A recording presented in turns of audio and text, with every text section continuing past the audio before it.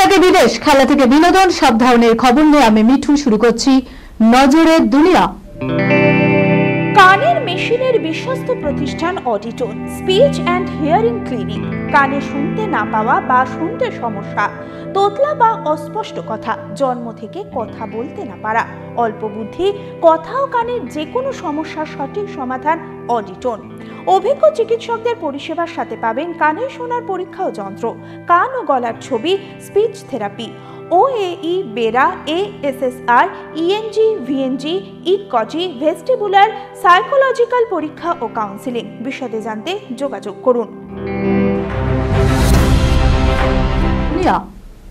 হাসপাতাল যেন এক জতুগৃহ। ঝাঁসির মেডিকেল কলেজে অগ্নিদগ্ধ হয়ে মৃত্যু হয়েছে 10 জন শিশুর। উত্তরপ্রদেশের ঝাঁসি মেডিকেল কলেজে ভয়াবহ অগ্নিকাণ্ড, মৃত অন্তত 10 শিশু। অনুমান করা হচ্ছে শর্ট সার্কিট থেকে আগুন লেগেছে। হাসপাতাল চত্বরে ভয়ানক আতঙ্কের সৃষ্টি হয়েছে, যার ফলে পদপিষ্ট হওয়ার ঘটনাও ঘটেছে বলে জানা যাচ্ছে। জানা গেছে শুক্রবার 10টা 35 নাগাদ মহারানী লক্ষ্মীবাই মেডিকেল কলেজ হাসপাতালে আগুন লাগে। শর্ট সার্কিটের ফলে শিশু বিভাগের 2টি ইউনিটে আগুন লেগে যায় বলে মনে করা হচ্ছে। অধিকাংশ শিশুকে উদ্ধার করা গেলেও অন্তত 10 জন শিশু মারা গিয়েছে বলে মনে করা হচ্ছে। ডাক্তার ও স্বাস্থ্যকর্মীদেরও দেখা যায় উদ্ধার কার্যে এগিয়ে আসতে। জানালা থেকে তারা রোগীদের উদ্ধার করে। ঘটনাস্থলে পুলিশ কর্মীরা উদ্ধার কার্যে হাত লাগায়। এরই মধ্যে প্রকাশ্যে আসে এক সন্তানহারা মহিলার আর্ত চিৎকার। বাধা শুধুমাত্র দূষণ। 3 মাস ধরে বিয়ে করতে পারবে না গ্যাস চেম্বার লাহোরের এই যুগলেরা। বায়ু দূষণের জেরে নাজেহাল অবস্থা গোটা পাকিস্তানের। এর মধ্যে সবচেয়ে খারাপ অবস্থা লাহোরের। পাকিস্তানের এই শহরের বাতাসের গুণগত মান বর্তমানে 1165, যাকে ভয়াবহ বললেও কম বলা হয়।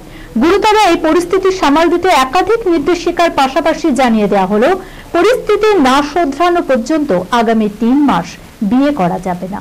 দূষণের জেরে বর্তমানে নাজেহাল অবস্থা ভারতের রাজধানী দিল্লিরও। তবে রাজধানীতে যেখানে দূষণের মাত্রা 420, সেখানে পাকিস্তানে এই অঙ্কটা দাঁড়িয়েছে 1165-তে। দূষণ ও ধোঁয়ার কারণে রোগী ক্রমাগত বেড়েই চলেছে। স্বাস্থ্য সংকটের জেরে হাসপাতালগুলিতে উপচে পড়ছে ভিড়। মূলত শুকনো কাশি, শ্বাসকষ্টের সমস্যা, নিউমোনিয়া ও বুকে সংক্রমণের উপসর্গ দেখা যাচ্ছে রোগীদের। এই পরিস্থিতি সামাল দিতে একাধিক নির্দেশিকা জারি করা হচ্ছে প্রশাসনের তরফে, যার মধ্যে উল্লেখযোগ্য হলো বিয়ের অনুষ্ঠান। পরিস্থিতি স্বাভাবিক না হওয়া পর্যন্ত আগামী 3 মাস বিয়ের অনুষ্ঠানের উপর নিষেধাজ্ঞা জারি করেছে প্রশাসন। দেশের প্রথম মহিলা কোচ হিসাবে এবার নজির, AFC প্রো লাইসেন্স পেলেন প্রিয়া। ভারতের প্রথম মহিলা ফুটবল কোচ হিসাবে AFC প্রো লাইসেন্স পেলেন প্রিয়া পারাথী ভালাপ্পিন, যিনি ভারতীয় ফুটবলে পরিচিত প্রিয়া পিভি নামে। 2023 সালের আগস্টে AFC ডিপ্লোমা কোর্স শুরু করেন। ভারতের 4 শহরে এই কোর্সের প্রথম 4টি মডিউল হয়, আর 5ম মডিউলটি হয় সৌদি আরবের রিয়াধে।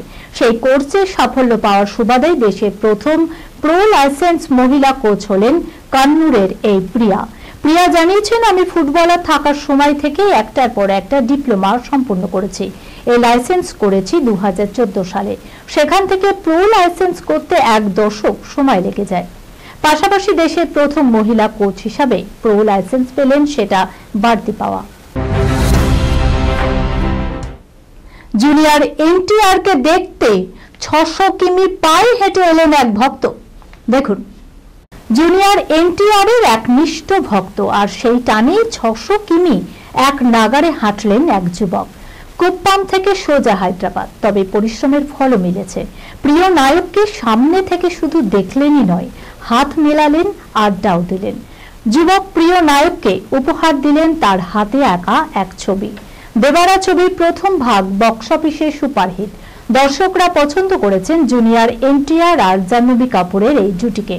আপাতত এই ছবির দ্বিতীয় ভাগের অপেক্ষায় রয়েছেন সকলেই। প্রসঙ্গত, সম্প্রতি এমনই এক ফ্যানের দেখা পেয়েছেন শাহরুখ খানও, যিনি মান্নাতের সামনে 95 দিন ধরে ঠাঁই বসেছিলেন। অবশেষে স্বপ্ন হলো সত্যি।